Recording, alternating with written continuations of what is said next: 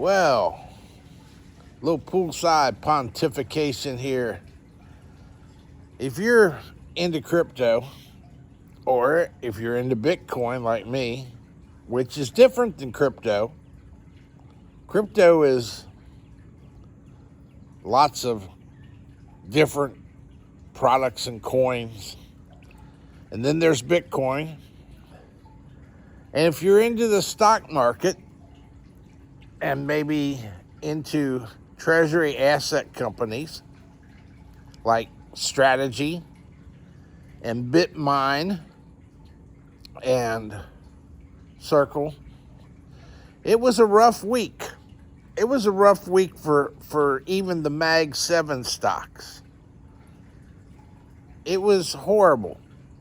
But I'm bringing this to you from the pool because if you're into the into strategy, it's so far underwater that, well, I think it saw the USS Virginia submarine come by on the port side, 800 meters deep. It's pretty bad. It's pretty low. And the burning question is, and I think everybody needs help and support with this, me especially, so I listen to everybody's opinions, and they all have them, but I think there's such a multitude of factors going on. Why, this is the question, why is Bitcoin so stuck in the mud? Why isn't it going up? Adoption's everywhere.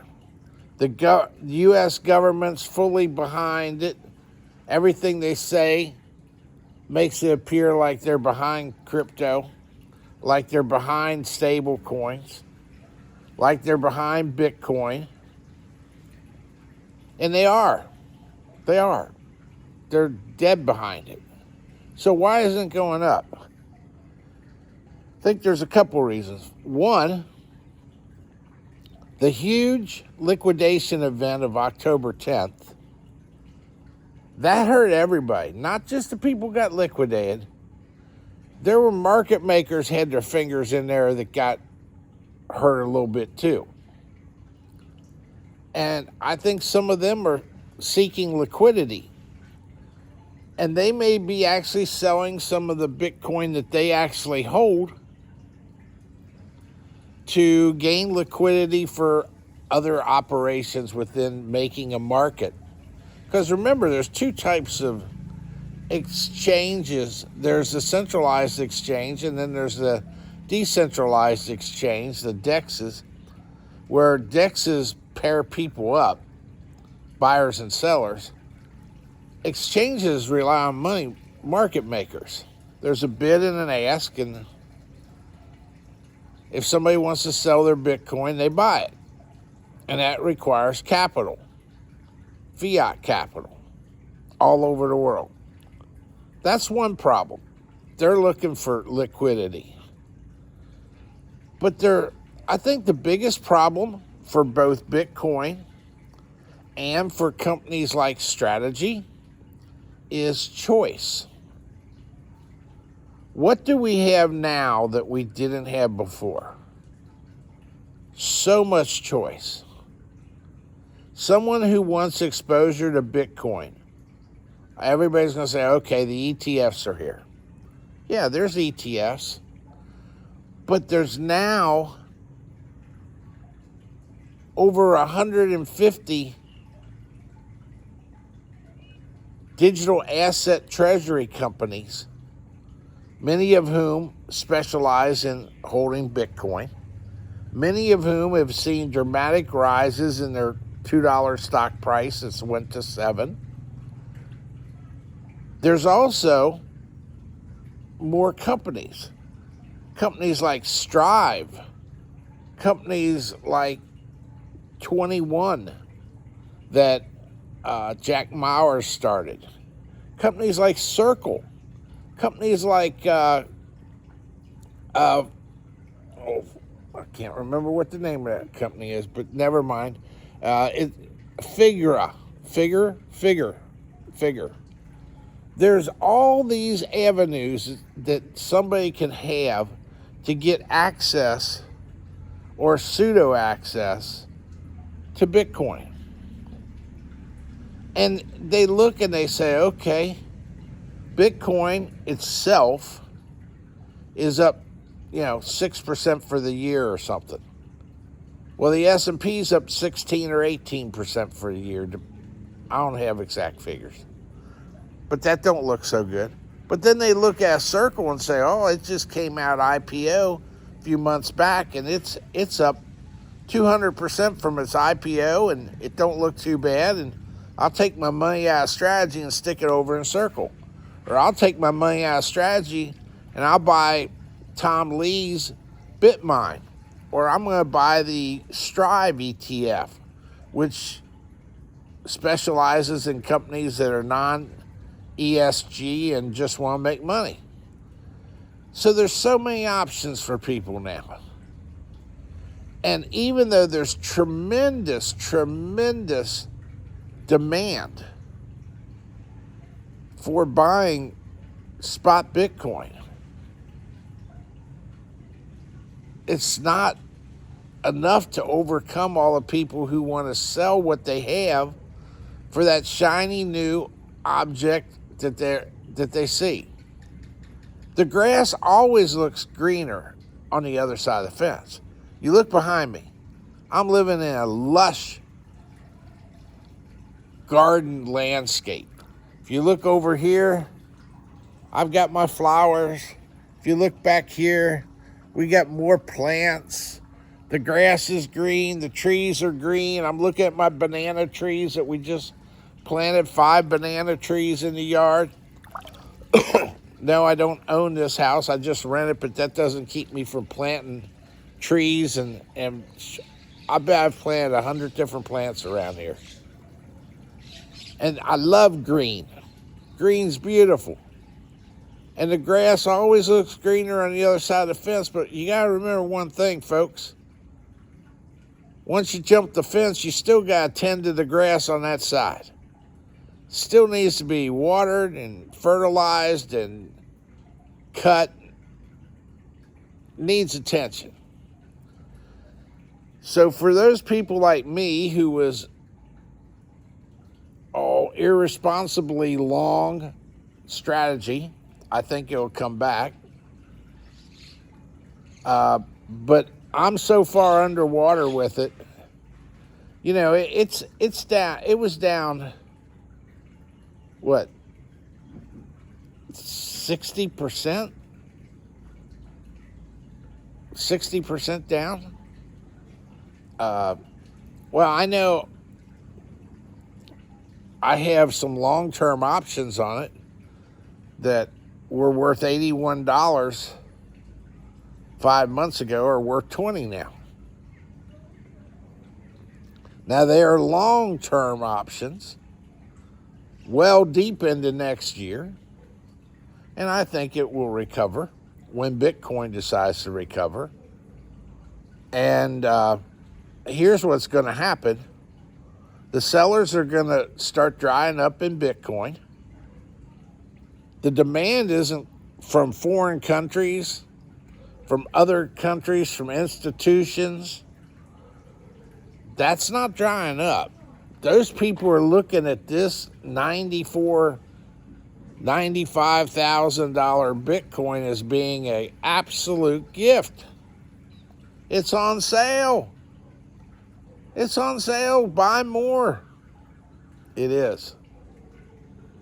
And it is a gift to them.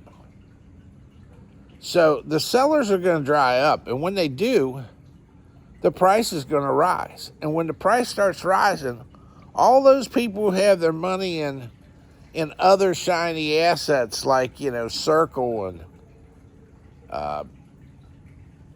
you pick it, 21 or any of these, Strike, whatever, wherever you pick, wherever you put it, those people are going to see price of Bitcoin finally start moving up, and they're going to rush out of those entities and rush back into buying Bitcoin or strategy. And for all the FUD that's out there about strategy, I have spent hours and hours and hours reading their filings with the SEC, trying to understand the genius of their financial products.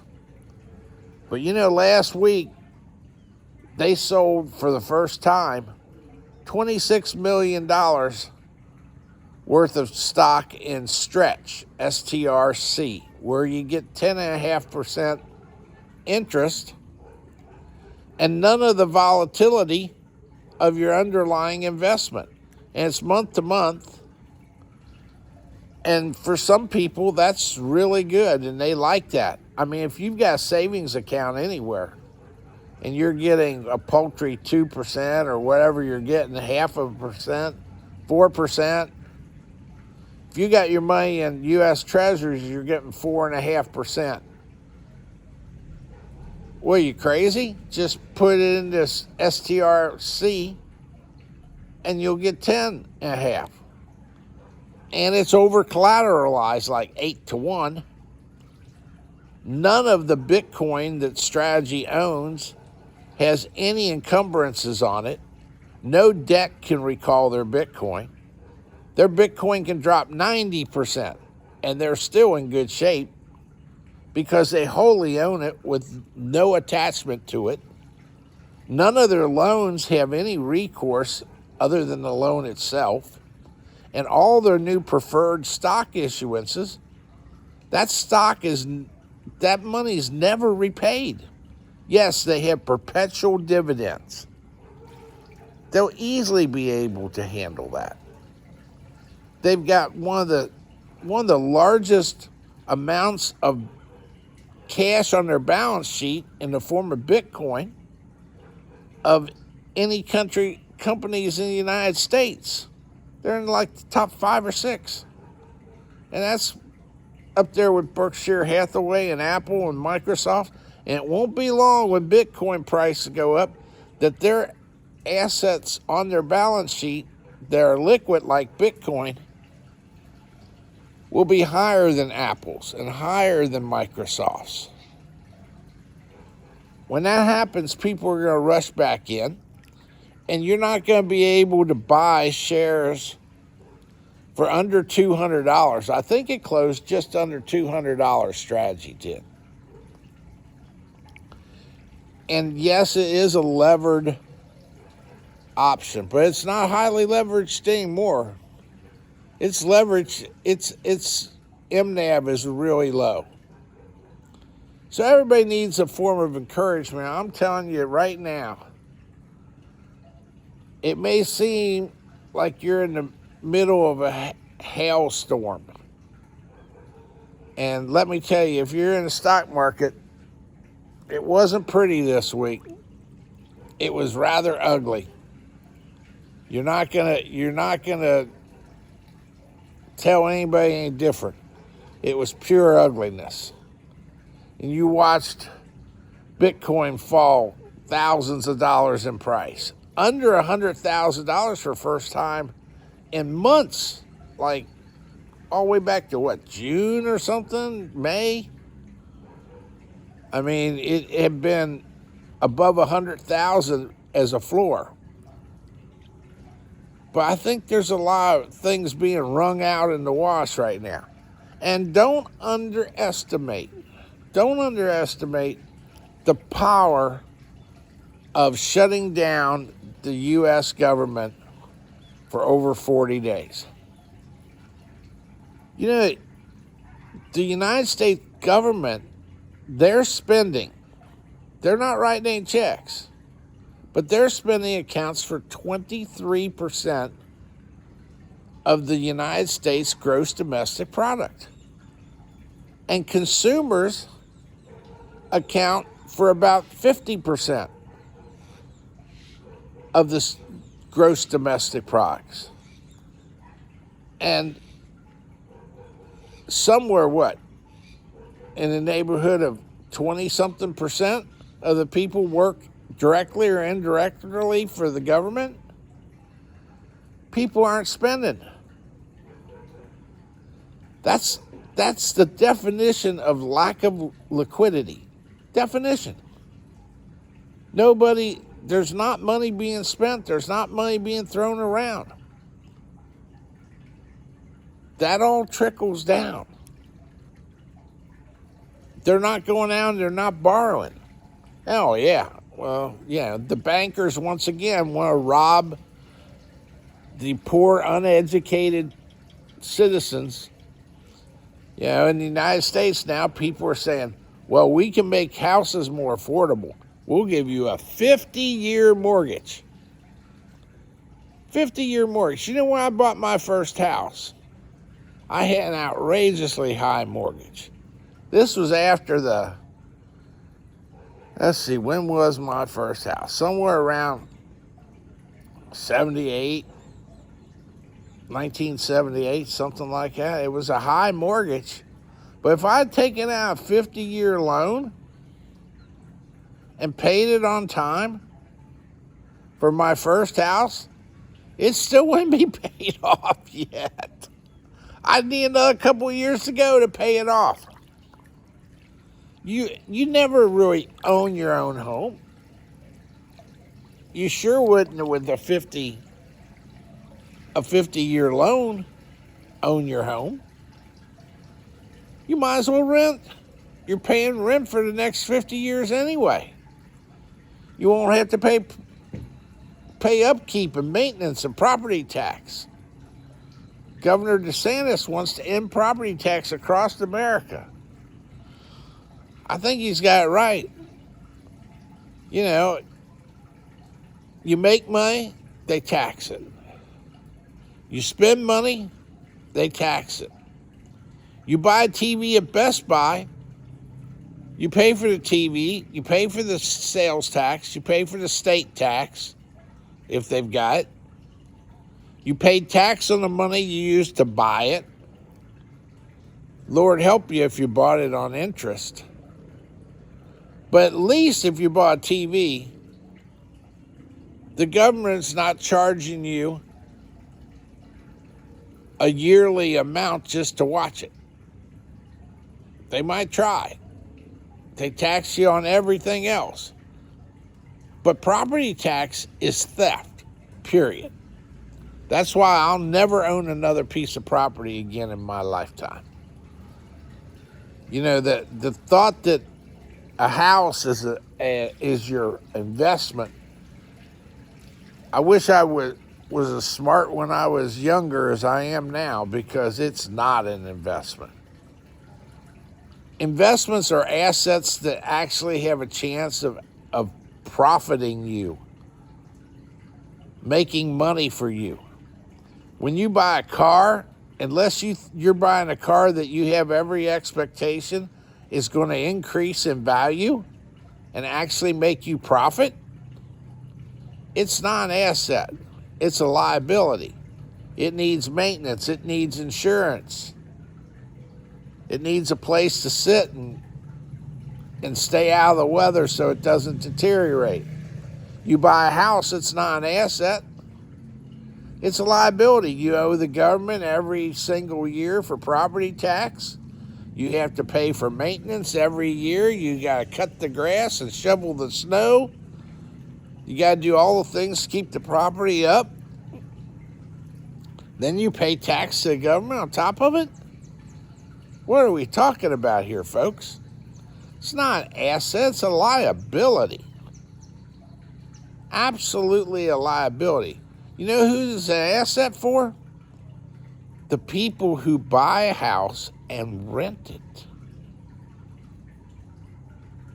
You see, because those people get to depreciate the house. And they write off all kinds of expenses. People who own a lot of rental property, they don't even pay taxes. They have so many deductions and depreciation, they don't pay taxes. If you had a large family, you'd be better off buying your brother's house and he buying your house, and you rent them to each other. Start an LLC, start a legitimate company up, buy a couple houses, and rent them to somebody else. You live in a rental house, they live in a rental house, and you actually pay the rent, do everything the way it's supposed to be. Neither of you own your own house, that's all. You're better off doing it that way because you turn it into a business, into a rental business. Have all the contracts, do everything right. There's nothing going to be illegal about that. Nothing's going to be illegal about it. If you got a large family, everybody starts renting their homes to other people. And then if you got a really large family, when the homes are fully depreciated, then you do, there's a IRS way that you can swap properties and limit the taxation on it. Swap and start depreciating them again. Taxation on housing is outrageous. But smart people, they don't pay taxes.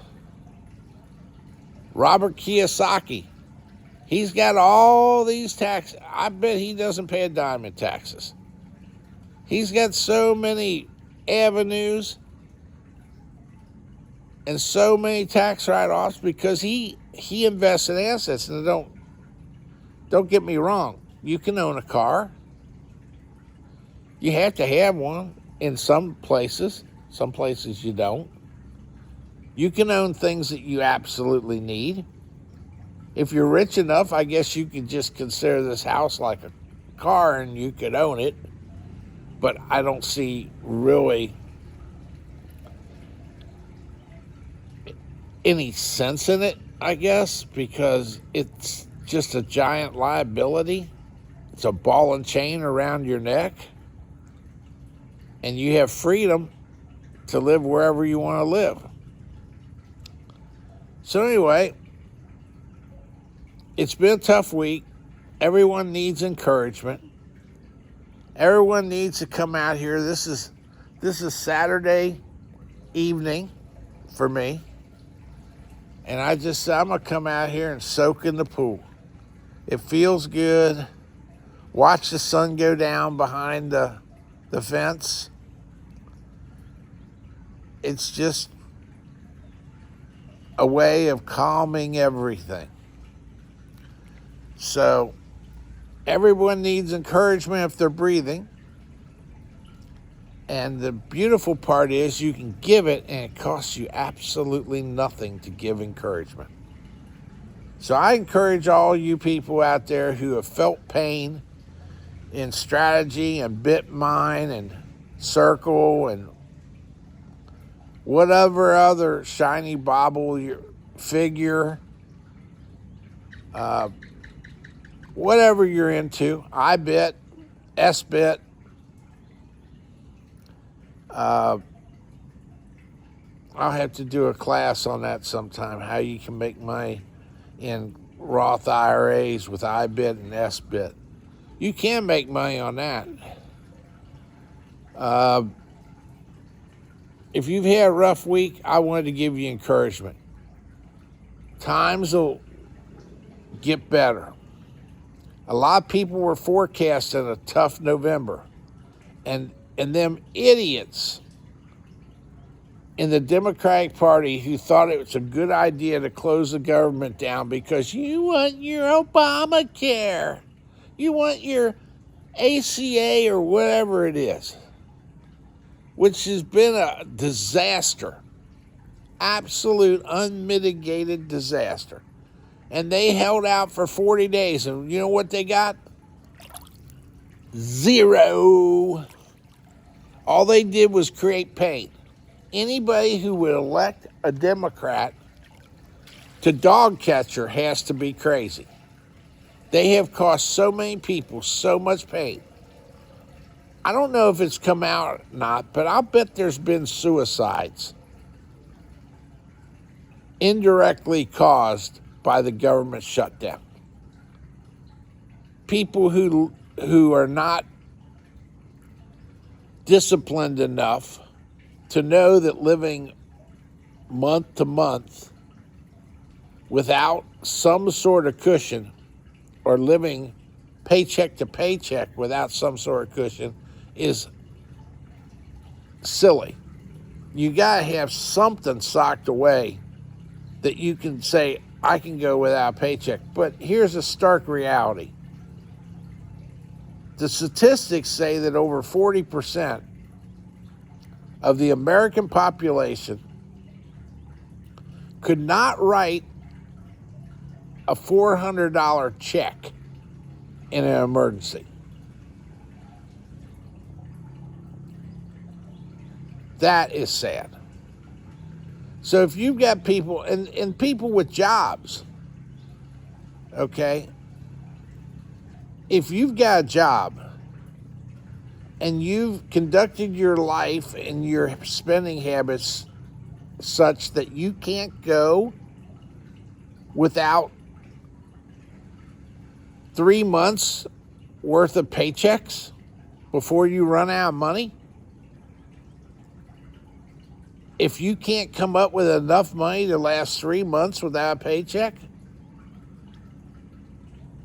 well, I see why some people are very upset. What are you going to do? You got a wife and kids, and you're going to be out in the street because the landlord doesn't get paid, and the electric don't get paid, and the water don't get paid, because you live paycheck to paycheck. And those people who are going to the payday loan places, oh Lord, payday loan places. I used to work for a company that did IT work, and we worked for a company doing their IT who did payday loans. And they had dozens and dozens and dozens of locations where people would come in and borrow money before payday at outrageous interest rates. I used to be morally conflicted to even work for this company. These people are fucking thieves. No two ways about it. Frickin' thieves.